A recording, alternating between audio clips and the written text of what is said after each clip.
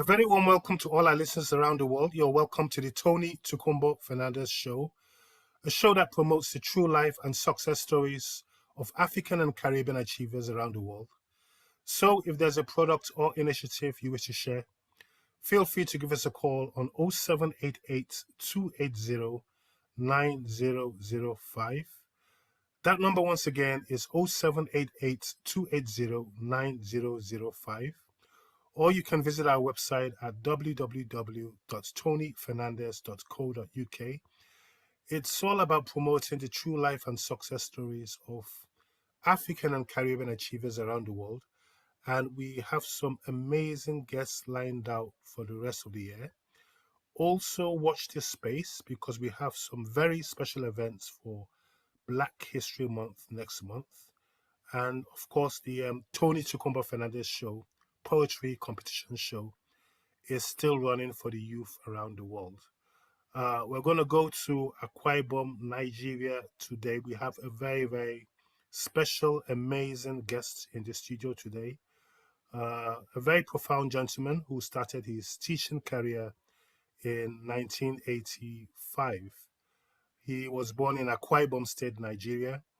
Has so many years experience as teacher, director, also a Nollywood actor, and his hobbies include reading, arts, writing, tourism, travel, and all sorts.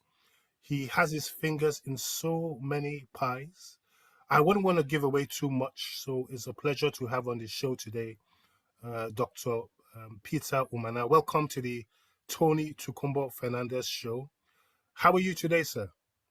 Very fine. And you? I'm very well. You're looking very relaxed, sir. Very relaxed. Yeah. Thank you. Yeah, and I'm sure our listeners around the world want to know a bit about yourself, your background, and what inspired you to go into teaching as well. Thank you very much, my brothers. Happy once again to be on your very popular show. Yes, I liked teaching because my teacher in the primary school inspired me. Okay? Yes, I was inspired by my teacher, and I promised when I grow old, I will become a teacher, so as to impart knowledge on other children and the generations unborn. And so I wish to write my name on the sands of time as being a great teacher. And of course, I was, and I am. Okay. And now you've got your fingers in so many pies. You've written so many books. You've got your PhD. You've also been in the Nollywood industry. So what's inspired you at a younger age in life to pursue all these different genres, At different times in my life, I looked at the situation, I looked at life, I looked at the environment, I looked at people around us, and it gave me the impetus to try to correct the society. And that's specifically in 1985, when I went into acting and became a star in the Nollywood. We used the acting and the program to correct the ills of the society. And after that, I ventured into many other things by age and by growing in the profession. In other words, I've been very versatile, and at any point in time in my life, I had to contribute meaningfully to life and the people, as it were. Now, whether we go into different professions in life, whether we're artists, whether we're writers, whether we're actors, how important is it for us to correct those ills in society and be the change we want to see in society with specific relevance to Nigeria right now? Yes, in 1985, we didn't have the high crime rate as we have today. Anybody that commits any crime, the next day, the following week, he would see himself being satired on the television and the radio. And so when people saw me on the street and at any occasion, they had to shape up. And so we were able, with my crew, with my team, my members, to correct the ills of the society. But it has come out of hand today, and it is very difficult, even for the government, to correct. But then we still have a role to play by counseling people, advising them against the ills of the society, and bringing them morally upright to serve the next generation. And as you know, the show is all about promoting the true life and success stories of achievers around the world. We look up to our role models, our current role models worldwide, to correct those ills in our society. Who would you say were your main inspirations in life, and why? I looked up to people with the insight as to what they contribute to the society. And so I emulated them. One of them was the man, the first Catholic priest in Nigeria, the first Catholic bishop in Anglophone West Africa, and the first cardinal still in Anglophone West Africa of the Catholic faith. That was His Eminence, Cardinal Dominic Ekanem. And incidentally, he was my uncle. And so I had to emulate him to live a morally right life in the society. He was so helpful to the community, to the generality of the Catholic faith, and indeed everybody. He made people go to school. He created hospitals. He did so many humanitarian services. And so I copied him, and I have been able to mentor a lot of youth in all ramifications in life. How important is mentoring in Nigeria today? Because you see, the youth, they need so much attention, they need so much love, they need so much direction. How important is mentoring the youth in Nigeria today? The society has not done enough, society at all levels, to create the needed awareness for the youth of today to be focused. Politically, socially, and career-wise, the youth are left on their own. And most times they cannot find the way forward. Therefore, they need accurate and effective mentoring to be able to redirect them. This is a jet age, and the digital life in the society, in the world today, has adversely affected our youth. The youth of today will spend hours on end watching the television, watching pornography, watching things that are not meaningful in their life. And so they need the elders of the society, people like me, people like us, and including you, to redirect them by counseling them and mentoring them and providing the needed empowerment and whatever they need to get focused, and by so doing, become useful citizens in the society. Now, in 2008, you also obtained your PhD, but you've also written so many books. What kinds of themes and subject matters run through your writing? There are vast areas that are yet untapped in the whole universe. Different areas. If you want to talk about the ecosystem, you want to talk about transportation, you want to talk about life and every career, there are people, those are the areas that have not been touched yet. And so I look at these rare areas. People have written history, I don't go to history. People have written about crime, I don't go there. But I look at the specific areas that will unify the entire world. For instance, the other book was on NYSC and national integration, which is what has brought at least to some extent, the unity that we need in Nigeria. Of how an Akwa Ibom man will leave Akwa Ibom State and go to a far place as Jigawa, as Kanu. He needs to be properly integrated into that community for the one Nigeria we have been preaching. So I took that up and wrote a very fine book in that area.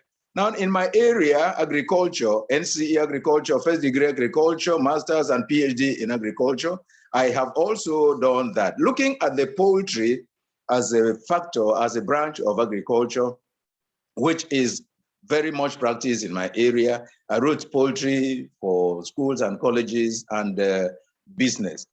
I now write the biography of some great men in Nigeria and Akwa Ibom State in particular, to serve as a pathway for people to examine such lives and see how they can emulate them and become as prominent as those were. For instance, the two chairmen of state councils of chief in Akwa Ibom State, His Royal Majesty Edidem Tong Udoifyong JP, His Royal Majesty Edidem Dr. Imeodo Sorenyang. They have made their marks, credible marks, trained abroad, coming back to develop the society. Traditionally, they have made it. So I've written the biography of such great men in which our youth, when they read, they will be able to emulate them. I have also looked at life, the different travails people go through, and I have written a poem on how life could be fully and meaningfully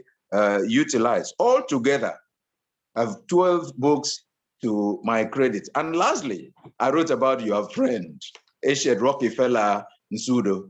The book is currently making waves in Akwa Ibom State. How a young man, single-handedly, on his own, not being sponsored, can link the entire globe, the entire world, and bring them closer to Akwa Ibom State that we have in our different rooms through the radio program. So many people have gotten that. It is going to be a literature in the University of Uyo Communication Arts Department. So great people, I have touched them, I have just written about them, and I still continue. So far, I have 12 published. I have 4 that I'm still working on, and I want to thank God for giving me the grace to venture into such area. When we look at business, when we look at the economy, when we look at relationships, how important it is, whatever we look at, how important is it for us to create solutions as a pathway to the future? That's exactly what we need. The whole world is embroiled in controversy, insurgency, insecurity, hard economic times. We need people that could think well, think right, and then provide solution to these things. And we need people that are always vocal. So like the Nollywood, we use that to profess some solution in some areas. Like the book I'm writing, we use that to profess some solutions, because in reading, when writing, inspired writing, there is always something to learn from such write-ups. And I, by grace of God, became the national president of the 774 education secretaries in Nigeria. And most of my memos were used for the development of education in Nigeria. So in education, in business, economy, and every other thing, we need people that can say, and selflessly provide solution to these problems we are facing now. We're very proud of all the great work you're doing at the moment. You are a role model for the generations to come. What initiatives are you working on at the moment that you feel our listeners around the world should know about?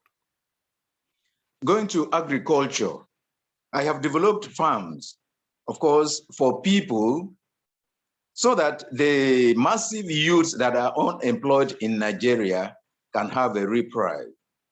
I also conduct training of these same youths on various aspects of agriculture. I train them on fisheries, I train them on snailery, I train them on crop production, and these are my personal initiatives and contribution to the economic growth and the food sufficiency in my state. After training, I give them land to practice on their own, and then I look for sponsorship and partnership where we empower them to go on their own. With this, within a short time, they could now become employers of labor. Another initiative is that I have the goodwill of the majority of the people, mostly industrialists. And so when I look at these youth following politicians all around at ceremonies, glamoring around, looking for pittance. I now pick them and attach them to these industrialists, the factories, the manufacturers, at no cost, of course. The goodwill I receive from them, and then they train those children who will become very useful citizens in future. I also have encouraged others to go into writing. Most times I appear on the television, I appear on the radio, giving inspirational talks to people on morality and sustainable livelihood. On a very final note, sir, what message do you have for all our listeners around the world today? That the people should be godly. People have thrown morality to the wind. They commit crimes that we have never heard of in our life before now. Heinous crimes that youths themselves are so engrossed in. This cybercrime and all that. I am here advising them from my room in Uyo, Akwa Ibom State, to desist from this. Then find little things to do. Accept mentorship from elders and get close to those elders. Then let them not think that money is everything in life. All these crimes and all the atrocities they commit is tailored towards looking for money for ostentatious living. Life is in stages. Let them calm down. Let them look for something to do. Let them accept mentorship and then be godly in their attitude and character. We're proud of your amazing work and we'll continue to be in good contacts with you. Thanks for coming on the show and God bless you always. My brother, I am very grateful to you. I'm very proud of what you are doing globally, and I pray that God should give you the grace and the wherewithal so that you continue with this. And I will be happy to be invited another time to appear. And thank you very much. Thank you, sir, and God bless you. God bless you, sir.